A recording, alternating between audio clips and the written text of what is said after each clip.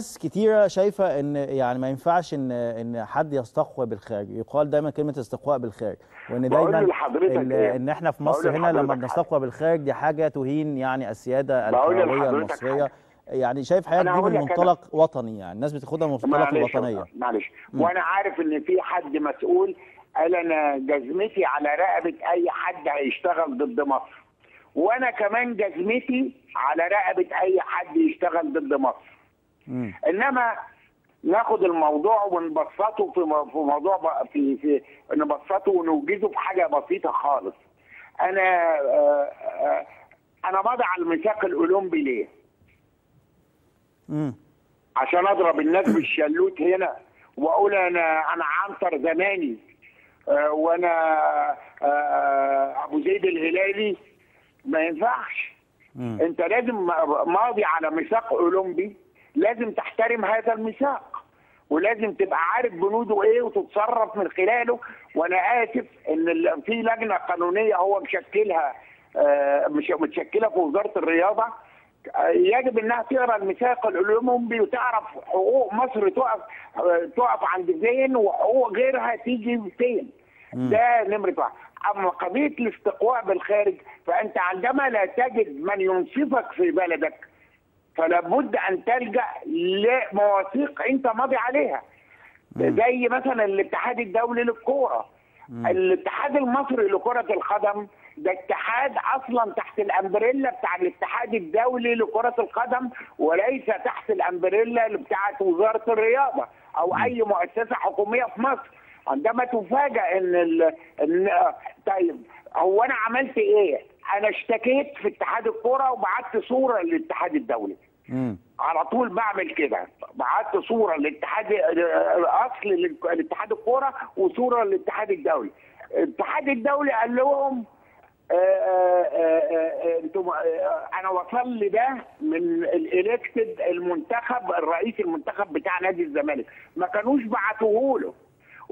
وحتى على حد السيد المدير التنفيذي لاتحاد الكوره اللي هو بتربطه صداقه هو لا ينكرها مع السيد الوزير، وبفضله وخيره على دماغ السيد المدير التنفيذي، وايضا لهم علاقات يظهر توطدت قوي خلال السيد الوزير لما كان قاعد في دار الشرطه، واسباب العلاقات دي توطيدها اسالوا فيها السيد المدير التنفيذي. يعني خلينا في الموضوع، الموضوع احسن. خلينا في حضرتك يقول لي انا لازم استاذن وزاره الرياضه، وفضل هذا الجواب محطوط لغايه ما قالوا لهم ده انا جالي الجواب ده، فراحوا باعتينه، فرد عليهم الاتحاد الدولي وقال لهم طب ردوا علينا قولوا لنا في مجلس منتخب ولا ما فيش مجلس منتخب.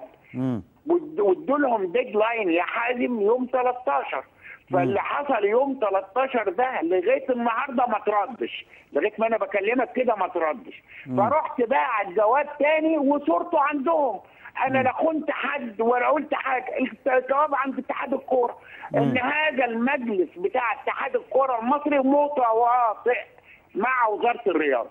متواطئ مع وزاره الرياضه، لانه ابسط حاجه انا بشتكي لك وبطلب ان انت تنقل شكوتي دي للاتحاد الدولي. كمان انا عاوز اقول لحضرتك حاجه، احنا مش هنفضل نتكلم هنا مع بعض في مصر واحنا ما احناش عارفين تبعات الكلام اللي احنا بنعمله. انا شايف مجالس، كان في زمان حاجه اسمها ساعه لقلبك، كان في بتطلع شخصيه اسمها حميده اللتاسه، اللي تقوله تعيده، اللي تقوله تعيده، اللي تقوله تعيده. احنا عمالين نكلم نفسينا جوه وسايبين بره ما بنتكلمهمش، مع ان بره دول عندهم بعد اذن حضرتك اجندتهم اللي بيحترموها، بيحترموا كل حاجه. انت بعتوا لك من يوم 9 ديسمبر لسه رادد عليهم الاسبوع اللي فات اللي هم اللجنه الاولمبيه، وبتقول له بتنكر الجواب كله، راح باعت لك مأكد لك الجواب بتاع يوم 9 ديسمبر. طالع تقول النهارده على صفحات الجرايد في الصفحه الاولانيه ده انتصار لينا ومش انتصار لينا. انا انتصار ليك. ما تقروا الجواب، ما تقروا الجواب، ولما كنتوش عارفين تقروه بقول لكم في مكاتب ترجمه معتمده تختم لك ان دي ترجمه حرفيه للجواب. ما حدث ما حدث من وزاره الرياضه على مدار الثلاث اشهر اللي فاتوا هو نوع من الحرج والمرج، يصل بالحد بانه مسؤول يقول في سويسرا ده مجلس اداره نادي الزمالك مش الاسباب امنيه. انا اتحداه لو طلع تقرير امني واحد بيقول ان احنا مشينا لاسباب امنيه، اصل الاسباب الامنيه دي تشمل ان احنا مثلا بنشتغل في بتاع، محدش بقى يقول لي الاستقواء بالخارج ومش الاستقواء بالخارج. انا ماضي على ميثاق الامم المتحده. هسال حضرتك سؤال يا استاذ الامم المتحده اشوطه.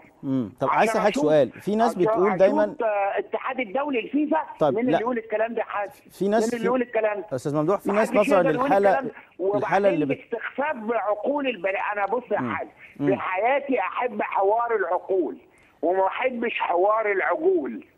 انا راجل عقلي اتكلم بعقلي.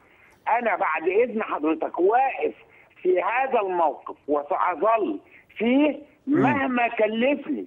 مهما كلفني. طيب. حتى تعود الاوضاع الى سيرتها الاولى في مصر. انت على في المستوى الرياضي. طيب. انت جايب واحد تعمله رئيس للجنه الانديه اصلا معين، والقانون بيقول لك، قانونهم هم بيقول لك ما يجيش واحد معين، ما تجيبوش حد معين. مش عاوزين واحد معين. يرد عليه يقول له ده احنا عندنا 1100 نادي كلهم معينين.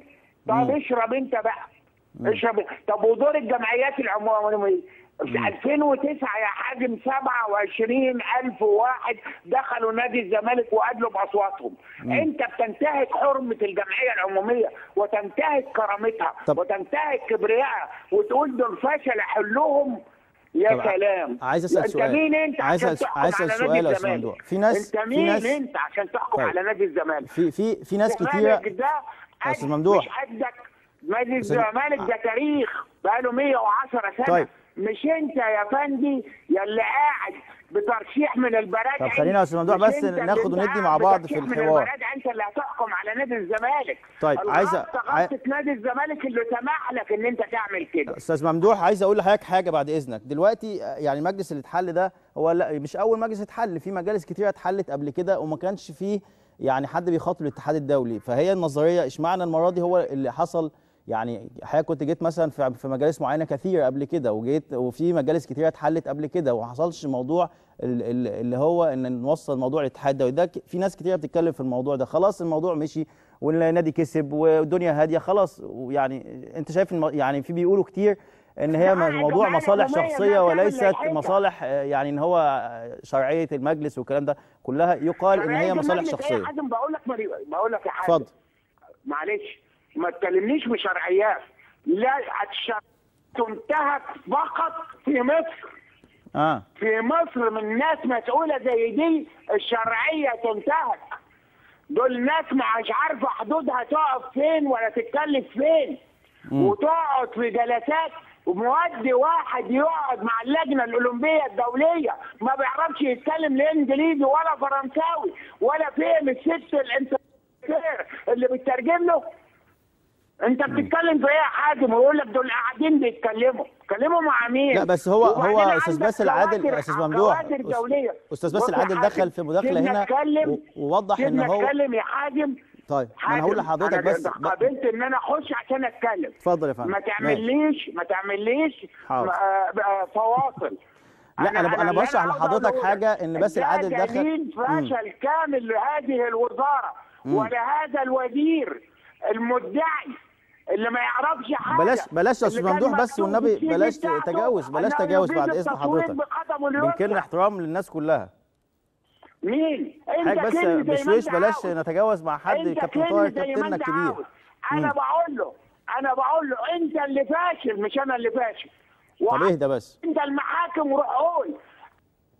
طيب انا بس اهدى يا استاذ ممدوح. احنا يعني مش عايزين نتجاوز. احنا دايما حضرتك بتحترم الناس كلها وكابتننا كابتن طاهر ليه كل الاحترام والتقدير. عايز اسالك سؤال اخير. طيب معلش الخط قطع، معلش حاول يجيبوا لي الاستاذ ممدوح تاني.